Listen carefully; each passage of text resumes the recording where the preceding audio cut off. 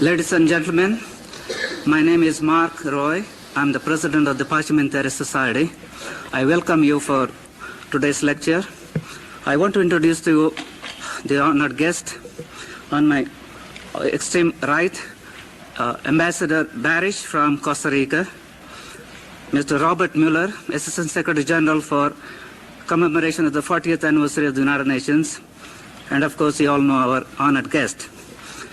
Today, we are also celebrating the 22nd anniversary of the Parliamentaris encyclical letter, which was issued by Pope John XXIII on the 11th of April 1963. So we have a double occasion to celebrate, not only of the Parliamentaris encyclical, but also we have with us our honored guest, the world teacher. You all know Mr. KRISHNAMURTI, and I don't need any introduction for him. It is with great pleasure I present to you Mr. KRISHNAMURTI.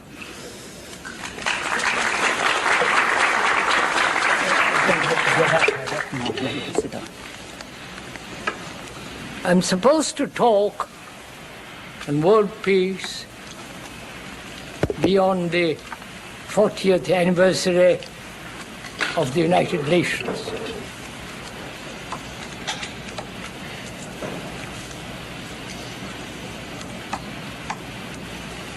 Mankind, man, has lived on this earth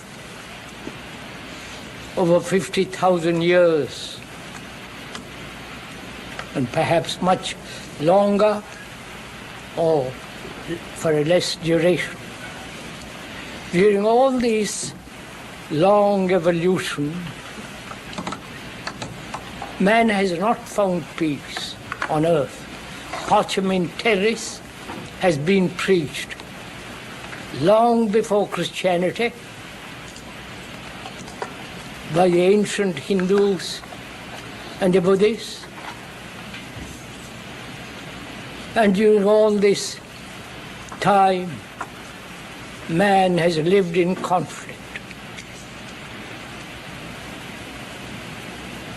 Not only conflict with his neighbor, but with people of his own community, of his own society, with his own family.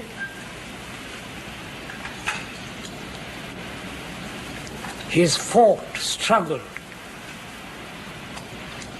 against man. For the last 5,000 years, and perhaps more historically, there have been wars, practically every year. And we are still at war. I believe there are 40 wars going on at the present time. And the religious hierarchy, not only the Catholics but the others, groups, have talked about pacem terris, peace on earth, goodwill among men. They never come about to have peace on earth. And they've talked about peace in, when you go die, you go to heaven and you'll have peace there.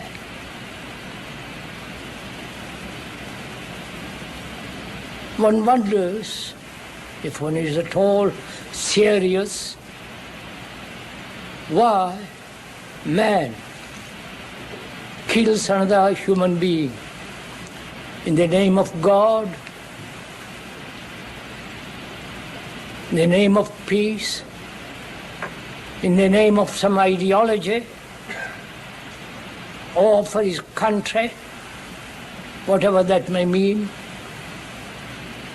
or for the king and the queen and all the rest of that business. Probably we all know this, that man has never lived on this earth, which is being slowly destroyed, why the man cannot live at peace with another human being. Why there are separate nations, which is after all a glorified tribalism, and religions, whether it be Christianity, Hinduism, or Buddhism, they're also at war with each other. Nations are at war, groups are at war, ideologies, whether it is the Russian or the American or any other category of ideologies, they're all at war with each other, conflict. And after living on this earth for so many centuries, why is it man cannot live peacefully on this marvelous earth? This question has been asked over and over again. An organization like this has been formed around that. What is the future of this particular organization? After the 40th year, beyond what lies?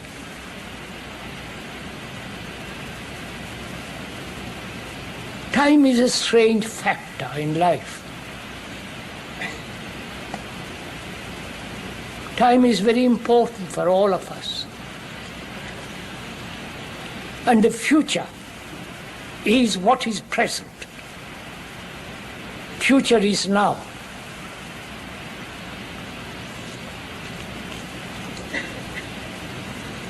Because the present, which is also the past, modifying itself now, becomes the future. This has been the cycle of time, the path of time. And now, not beyond 40, after 40th year of this organization, but now, at the present time, if there is no radical change, fundamental mutation, the future is what is now. And that's been historically proved, and we can prove it in our daily lives, or with man and woman are in perpetual conflict. There'll be no peace on this earth. One may talk about it endlessly.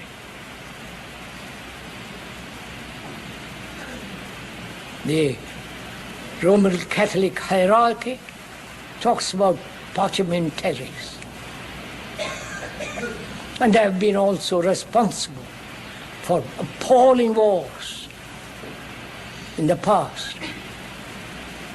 100 years of war, torture, all kinds of horrible things they have done to man.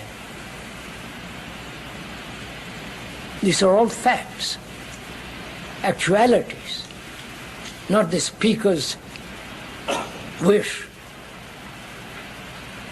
And religions, including Islam, Hindus, Buddhists, and so on, they've had their own kind of war.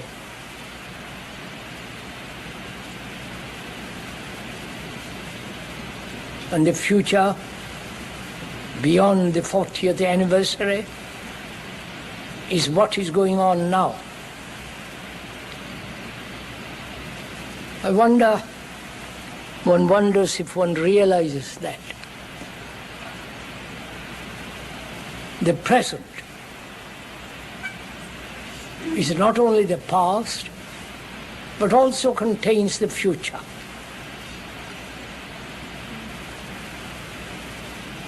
Modifying the past, modifying itself constantly through the present and projecting the future. If we don't stop quarrels, struggles, antagonism, hate, now it'll be like that tomorrow. And you can stretch out that tomorrows for 1,000 years. It'll be still tomorrow. So it behoves us to ask ourselves whether we as human beings, single or a community, or in a family, whether we can live peacefully with each other. Organizations have not solved this problem. You can reorganize, but war still goes on. So organizations, whether it's world organization or a particular kind of organization to bring about peace, such organizations will never succeed because human beings, individually, collectively, nationally, are in conflict. Strong nations like America or Russia are at war with each other, economically, ideologically, and actually. Not bloodshed yet. So, peace cannot possibly exist on this earth if there are nationalities, which, as we've said, is a glorified tribalism.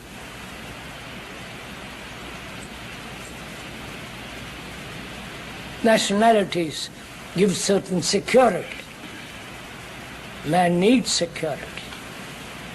And he invests in nationalism or in a particular ideology or belief. Beliefs, ideologies, and so on have separated man.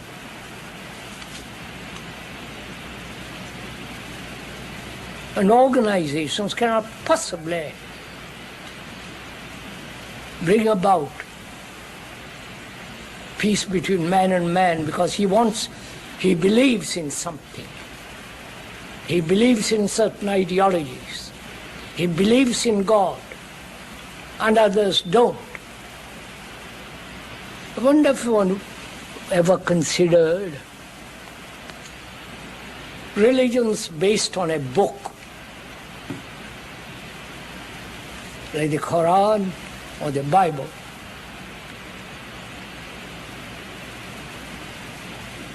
Become very bigoted, narrow, and fundamentalist.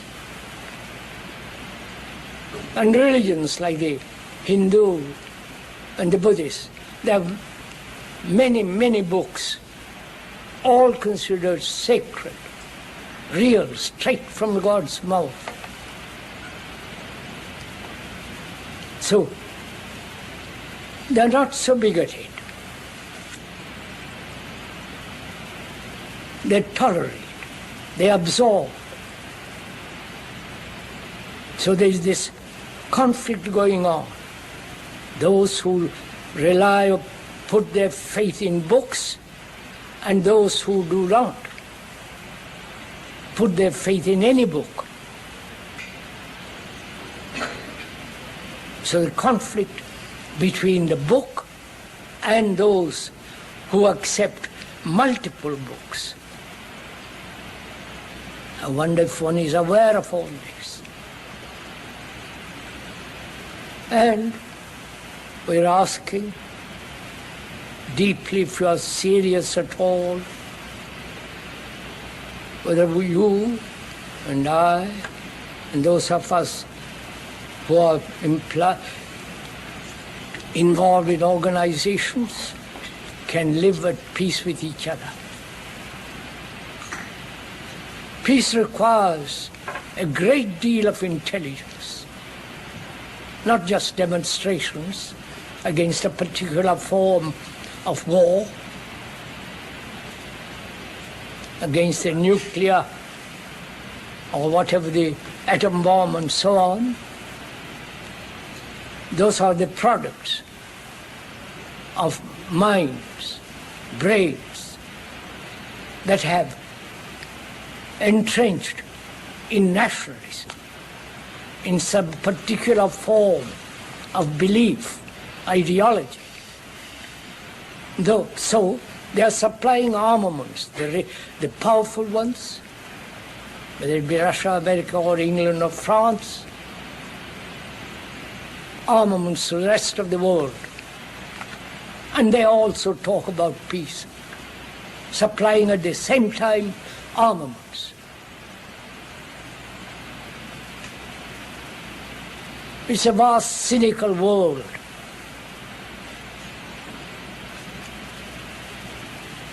And cynicism can never tolerate affection, care, love.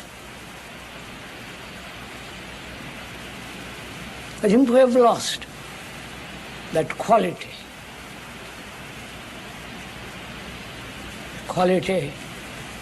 of compassion.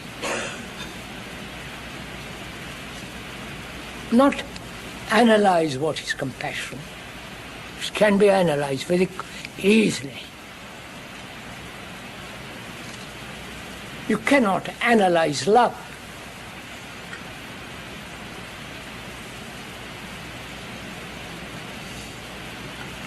Love is not within the limits of the brain, because the brain is the instrument of sensation, is the center of all reaction and action. And we try to find peace, love within this limited area.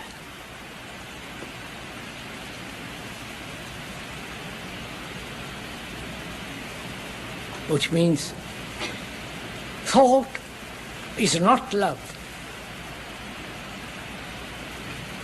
Because thought is based on experience, which is limited, and on knowledge, which is always limited, whether now or in the future. So knowledge is always limited. And having knowledge, which is contained in the brain as memory, from that memory springs thought. This can be observed very simply and easily. If one examines oneself, if one looks at one's own activity of thought, experience, knowledge, you don't have to read any book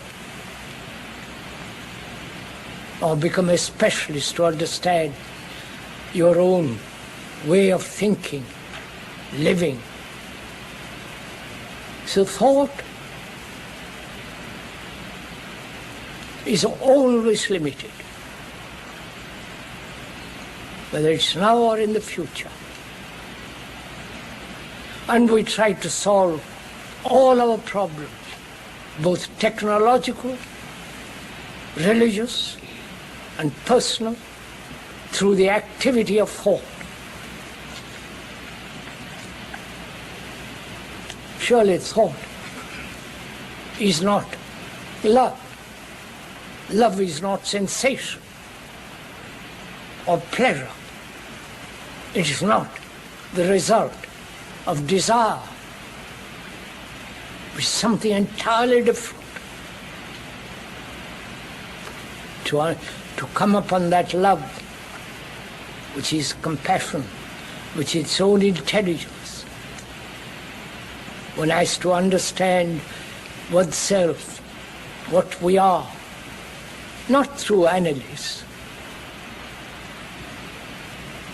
but understanding our own sorrows, our own pleasures, our own beliefs.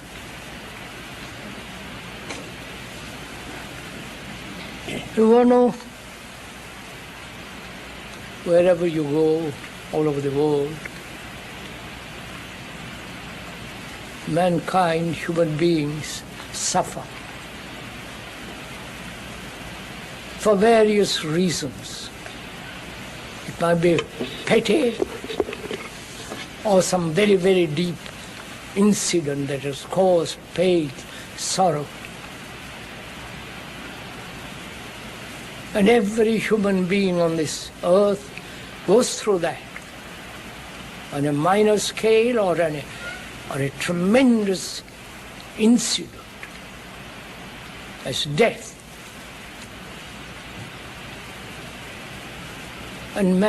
And sorrow is shared by all mankind. It's not your sorrow or mine, it's mankind's sorrow. Mankind's anxiety, pain, loneliness, despair, aggressiveness. So you and we are the rest of humanity. We are not separate human beings psychologically. It may be a woman, it may be a man, it may be tall, dark, short, and so on. But inwardly, psychologically, which is far more important, we are the rest of mankind. You are the rest of mankind. And so if you kill another, if you are in conflict with another, you are destroying yourself. You can observe this very, very carefully if you look at yourself without any distortion. So there can only be peace when mankind, when you and I have no conflict in ourselves. And you might say, if one achieves or comes to an end to all conflict within oneself, how will it affect the rest of mankind? This is a very, very old question. This has been put thousands of years before Christ, if he ever existed.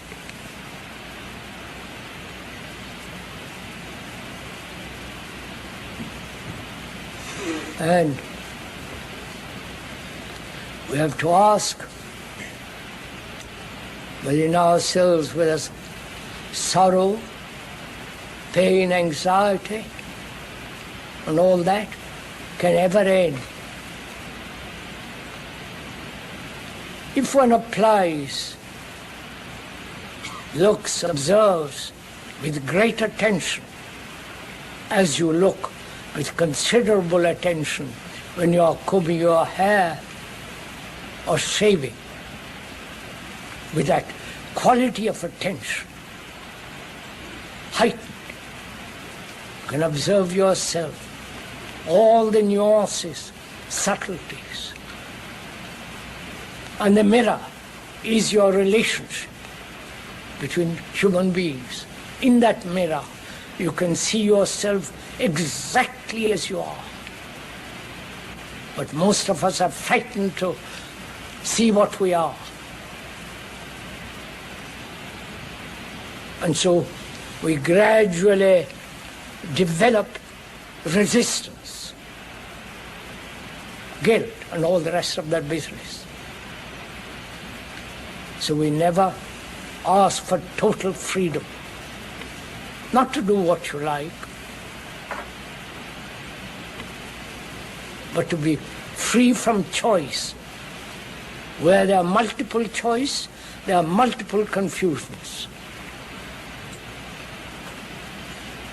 So, can we live on this earth, parchment terrace, with a great understanding of mankind, which is to understand yourself so profoundly, not according to some psychologists, analysts. They too have to be analyzed. So we can, without turning to the professionals, as simple laymen, we can observe our own idiosyncrasies, tendencies. Our brain, the speaker is not a specialist about brain matter. Our brain has been conditioned to war, to hate, to conflict. It's conditioned through this long period of evolution.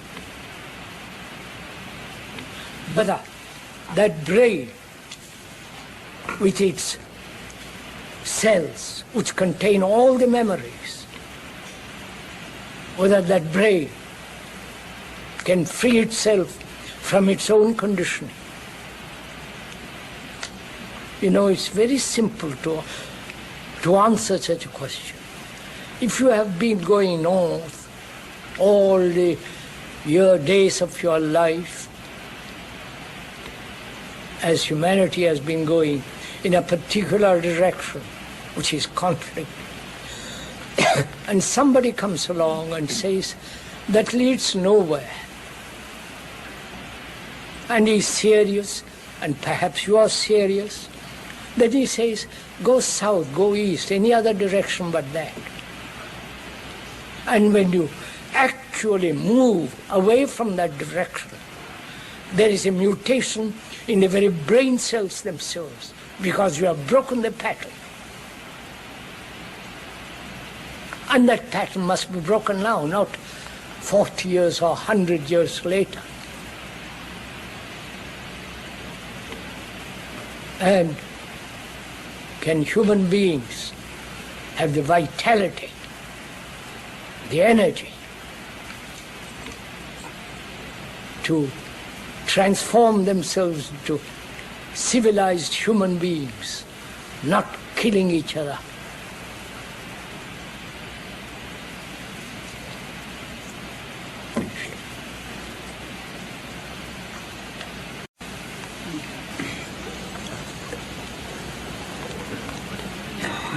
Oh yes, sir. Ask any questions. Delighted.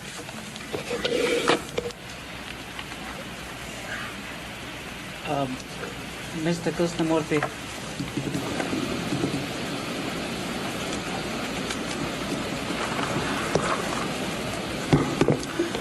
we will have some time for questions, and Mr. Krishnamurti has kindly agreed to answer any questions you may ask. When you ask a question, please raise your hand so that the sound will be connected. Thank you.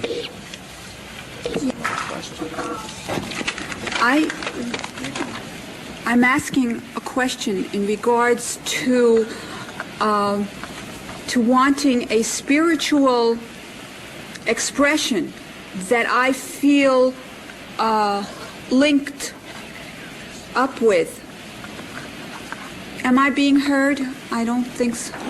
I don't understand. Yes? I feel that it is a disconnecting... Okay, I feel there's a disconnecting sense that is being communicated to me. I would look forward to a spiritual connection to myself and the fellow people in this group that would be an elevating sense.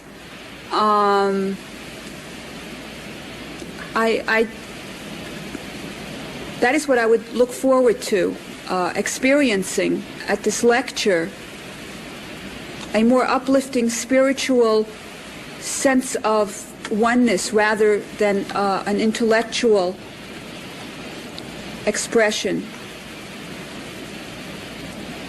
First of all, I don't understand the word spiritual. Is it emotional, romantic, ideological, or something vague in the air? Or facing actuality, what is going on now, both in ourselves and in the world? Because you are the world. You're not separate from the world. We have created this society. And we are that society. And whatever experiences one has, so-called religious and spiritual, one must doubt those very experiences. One must question, be skeptical. I wonder if you realize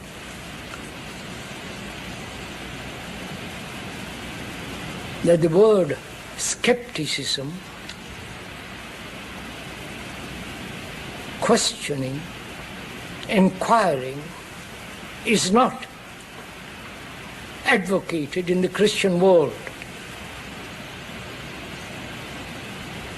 Whereas in Buddhism and Hinduism, that's one of the essential things. You must question everything till you discover or come upon that truth which is not yours or any other's. It is truth. And this inquiry is not intellectual. Intellectual is only a part of the whole human structure. One must look at the world, at oneself as a holistic being. And truth is not something to be experienced. If one may point out,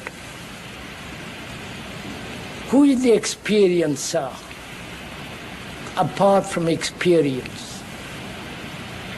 Is not the experiencer part of the experience? Otherwise you wouldn't know what experience is had. So the experiencer is the experience. The thinker is the thought. The observer, in its psychological sense, is the observed. There is no difference.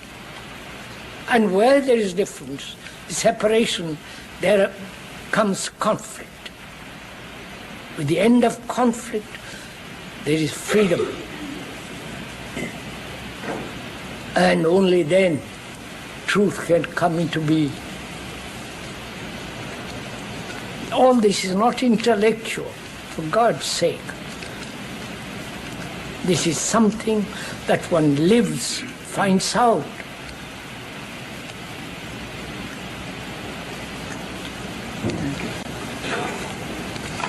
Yes. You lay a great deal of stress on inquiry and skepticism. I wonder if you could tell me if faith plays a role in there too.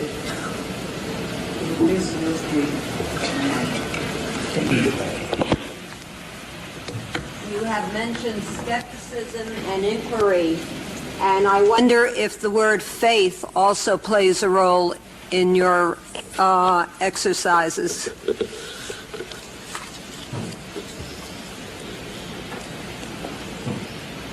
What is faith? What do you put your faith in?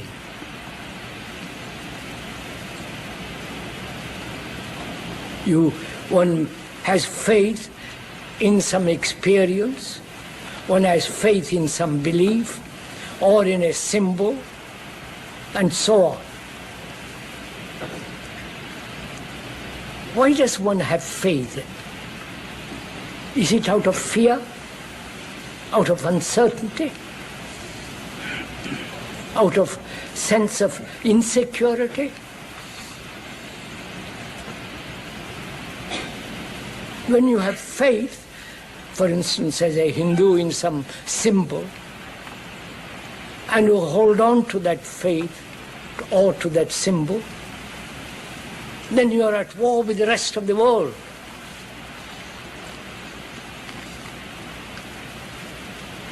But to inquire gently, hesitantly, questioning, asking yourself, then out of that comes clarity. And there must be clarity to understand that which is eternal.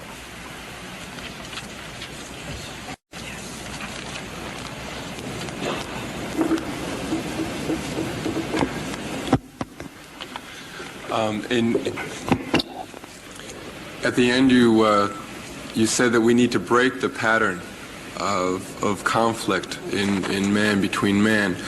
My question to you is, do you see that as something, as an evolutionary process that will inevitably happen, or do you see it as something that we all have to work very hard to achieve? And there's an expression that goes something like this: in times of darkness, the eye begins to see. And why I'm throwing that at you is because, in a sense, either it's going to happen or it's not going to happen, but how do you see it happening? I don't quite understand your question, sir. All right. You talk about breaking the pattern.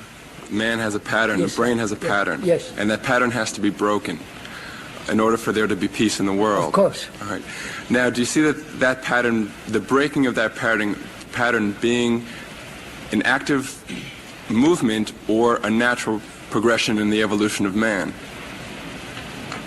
Sir, have we evolved at all? I think we're continuously evolving. So you accept evolution, psychological evolution. We're not talking about biological or technical evolution. Psychological revolution, after a million years or 50,000 years, have we changed deeply? Aren't we very primitive, barbarous? So I'm asking if you will consider whether there is psychological evolution at all.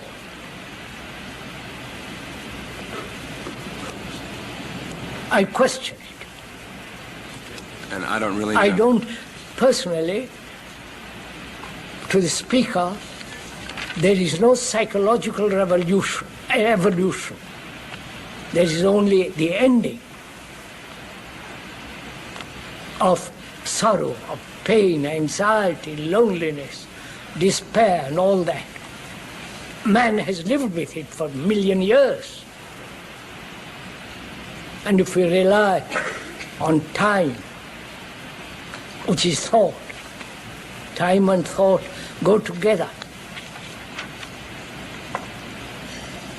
If we rely on evolution,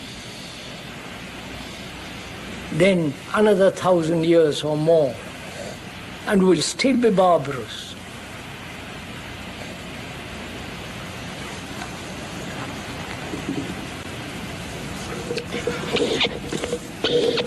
Will you please identify your name and organization before asking your question? Yeah. Yes. My name is Diane Shaneberg. I'm not with any organization. My question is, what would have to happen for there to begin to be psychological evolution as the speaker understands it? Je n'ai pas compris, mais là, I mean, sorry. Psychological. Huh? Psychological? Will you please repeat your question? Yes. What will have to happen within man's mind for there to begin to be psychological evolution as the speaker understands it? Psychological evolution. What? What about psychological evolution? I don't quite understand the question. You have said that you do not think there has been psychological evolution. My question is, what can happen so that there will be, so that there can be psychological evolution? Madam, I mean, I'm afraid we haven't understood each other.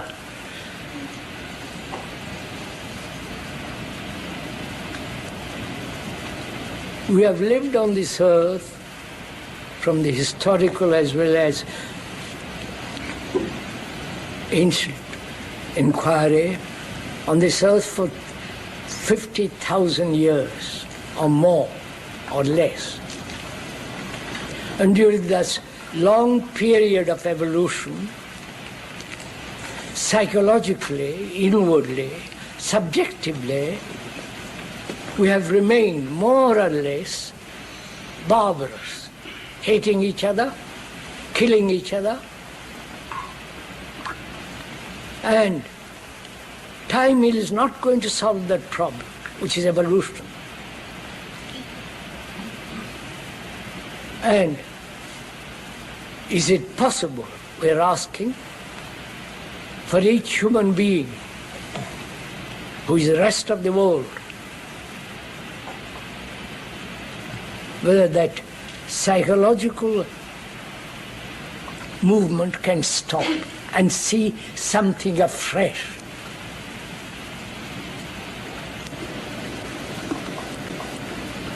Yes. Yeah, my name is Marcel Baal. Is it okay? He's speaking. Yeah, I wanted to ask you what is the same question phrased in a different way. What should we do in order to affect this resistance toward evolution? I just want to say one more thing. There was a Dr. Boehm last month, and he said the same thing what you are saying in a different way. He's a scientist, and he was explaining the same problem. I wonder, what do you think we could do? As a matter of fact, what could we do right now in order to affect this? I've got it.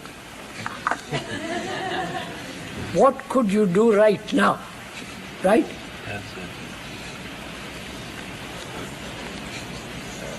Change completely. Both psychologically and outwardly. First, the psychological revolution. Not evolution, but revolution, change completely. That is the real action of humankind. Not trying to fiddle around in the periphery.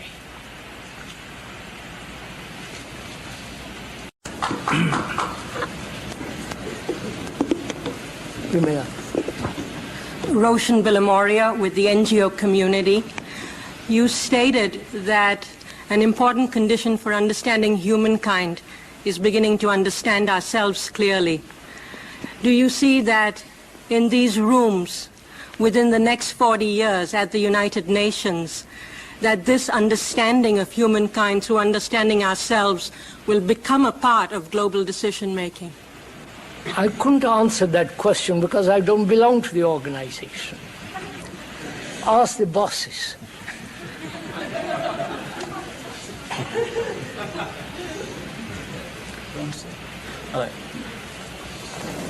My name is Harry Lerner, and I'm the UN representative for the World Citizens Assembly and co-chair of the Communications Coordination Committee for the UN.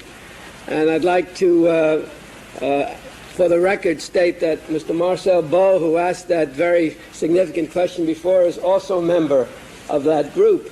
And I trust that you and he will have a chance to talk a bit later, because many of his writings seem to be, highly related to your conclusions. But I would like to add another note, perhaps a note of greater encouragement in my question. You indicated that organizations may not provide the answer, and you also indicated that the history of humanity would incline you to pessimism about the future or salvation. And I think it depends upon the nature of the organizations and whether these are serving the interests of humanity and prepared to evolve as the UN and many other groups evolve and as humans evolve. For the record, let me just read a sentence from Dr. Lewis Thomas. You probably know him as a fellow author and the scientist author chancellor of the Memorial Sloan Kettering Center. He states, "We can build structures for human society never seen before, thoughts never thought before, music never heard before, provided we do not kill ourselves off, and provided we can connect ourselves by the affection and respect for which our genes are also coded. There is no end to what we might do on or off this planet." And the implication there, which I share, is that we have evolved because we have the capacity for love and cooperation, and that we are not doomed because we manifest hate and fear and greed and have succumbed in the past to iniquities like that. But by the very existence of the United Nations, we have an illustration of man's capacity for growth and shared goals. And I think that the present does contain the future, and we, by acting energetically in the present, can affect our future and our survival. Therefore, I ask, what is the answer to the question you raised about the when one achieves peace within oneself, how will it affect the rest of humanity, given the time limits? What's the question, sir? The question was, when one achieves peace within oneself, how will it affect the rest of humanity without organizational structures? I explained that. Forgive me, sir. I explained it.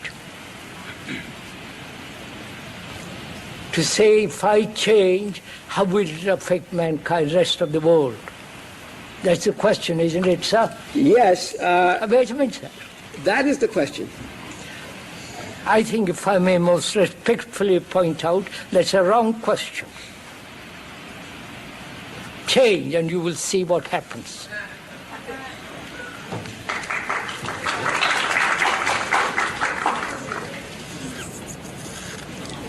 Sir, this is really very important thing.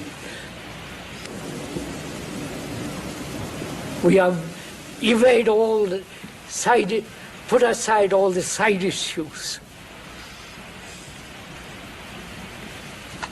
Please do realize something tremendous, that you are the rest of mankind psychologically. You are mankind.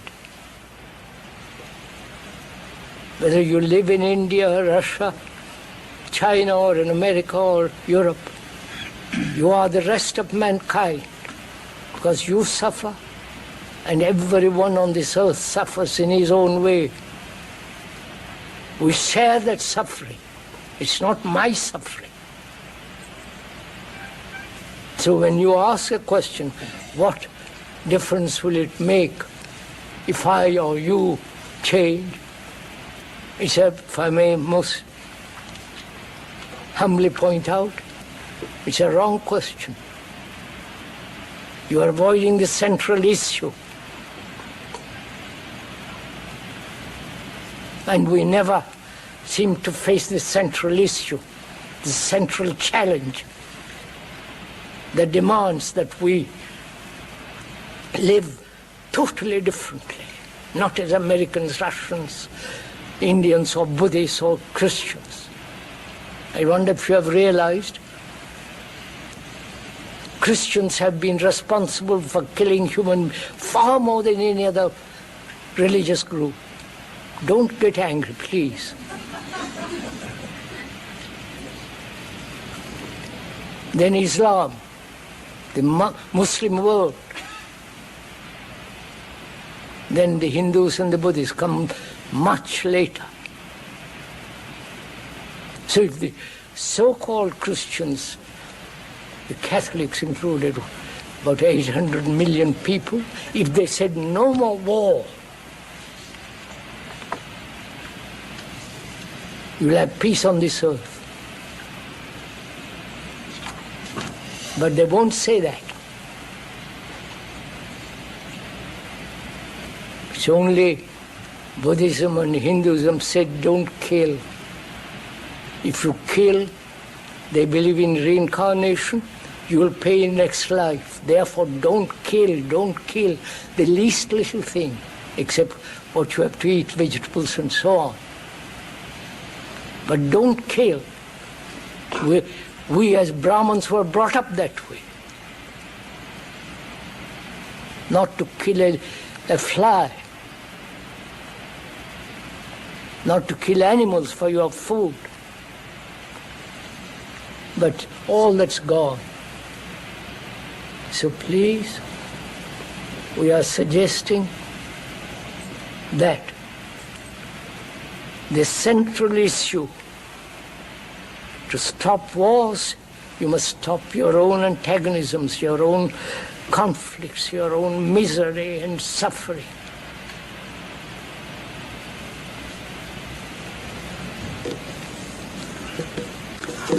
We have a written question here for Mr. Krishnamurti. Do you believe in the so-called realized soul? Do you believe in the so-called realized souls? I don't know what it means. Yes, Amir sir. Hello. My name is Rohit. Sir, you're talking right now from a public forum, and once this you're talking right now from a public forum, and once this lecture is over, probably you'll return to a privacy that probably you cherish greatly. So there is, for most human beings in this world, a division between public life and private life.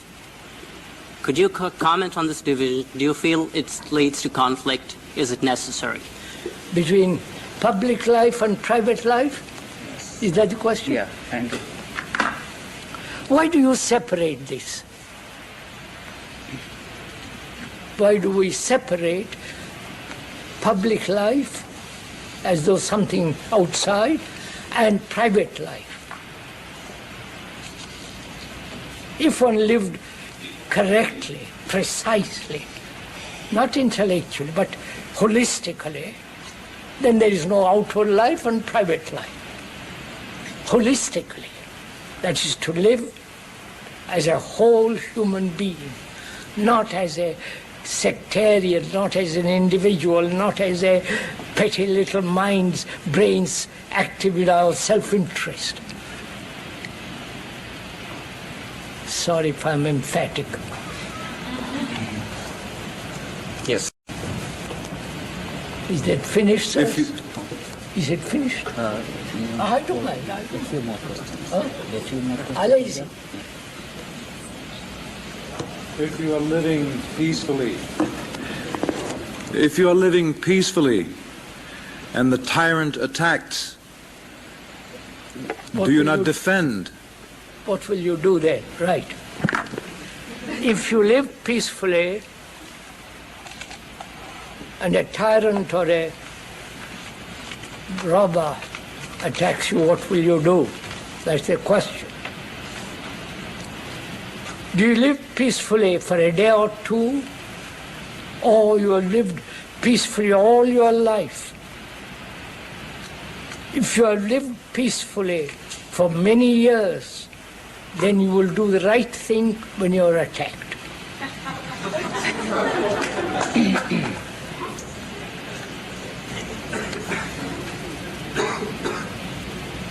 Sirs,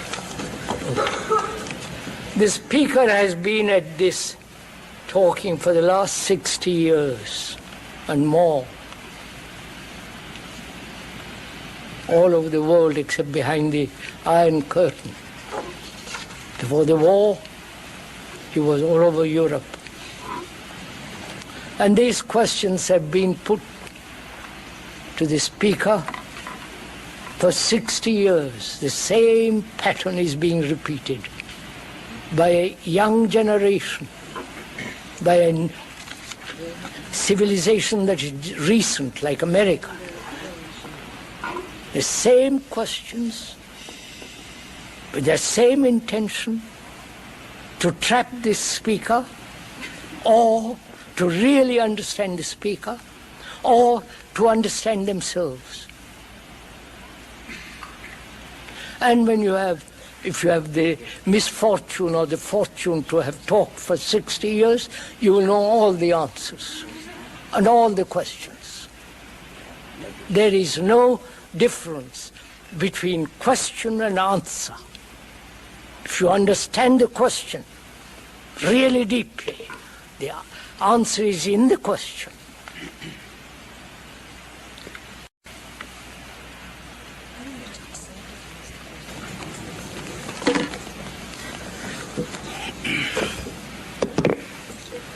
Mr. Robert Miller would like to ask a question. Well, it is not to ask a question, it is just to congratulate you for your statement and to confirm that having lived this organization for almost 40 years and having lived more than 60 years, I've come to the same conclusion as you. We are all being programmed. We are being programmed into a nation, into an ideology, into a religion. And all these are fragmented human beings. It took me 40 years to be in this house, to be deprogrammed from the 2 or 3 nationalities which were imposed on me. Each time I got also a gun to shoot on the other direction. And it is here, after having seen the world in its totality and humanity in its totality, that I have come to the conclusion that it is more important to be a human being than to be a Jew or a Catholic or a Frenchman or a Russian or a white and a black. And in my book, I will not kill under any reason and for any nation or for any religion or for any ideology. This is the conclusion which is also yours. Is it a conclusion, sir? It's... Or a actuality? That is my actuality. That's not a conclusion.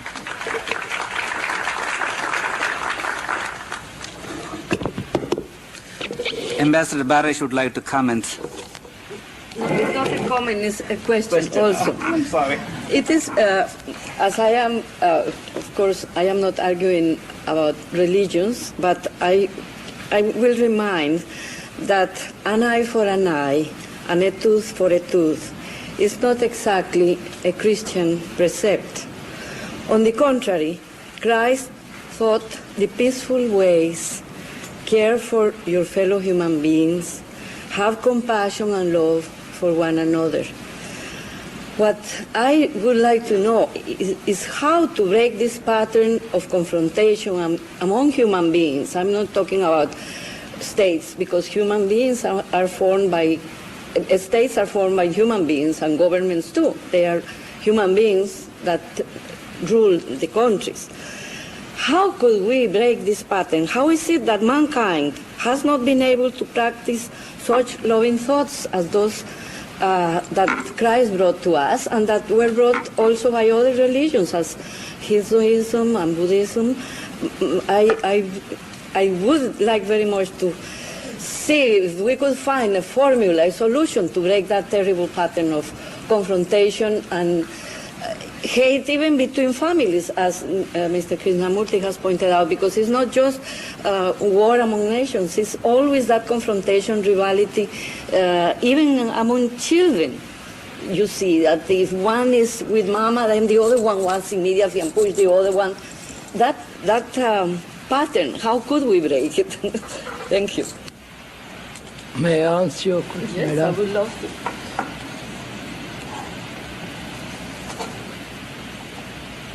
We are programmed like computers. We are Catholics, Protestants, Buddhists, and so on. As Mr. Miller pointed out, we are conditioned. Do we realize or see actually, not theoretically or ideologically, but actually see that we are programmed? Or is it just a casual statement? If you are actually programmed and you realize the consequences of being programmed, one of the consequences being hating or war or separating yourself from others.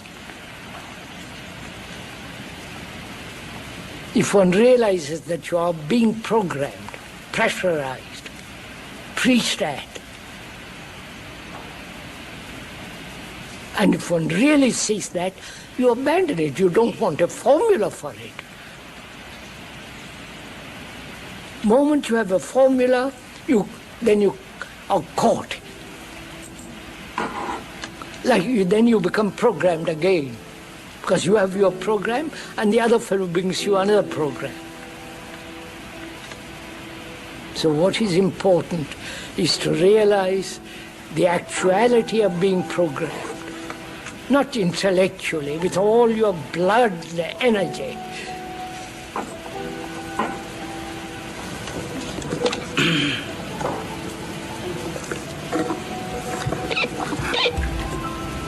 Because of the time element, we may not be able to entertain any more questions. On behalf of the Parliamentary Society and the Movement for a Better World, we would like to thank our honored guest speaker and Robert Miller and Ambassador Barish, who are the honorary presidents of the Society, and all of you who came to attend the lecture today. I have a very simple ceremony before you leave. Mr. Krishnamurti was here last year on the 17th of April, just around the time we had the Parliamentaries Day. And this year, we were very fortunate to have on the 22nd anniversary of the Parliamentaries, and you already heard about it. On behalf of the Parliamentary Society at the United Nations, we have the honor of presenting you, Mr. Krishnamurti, the world teacher, with the United Nations 1984 Peace Medal.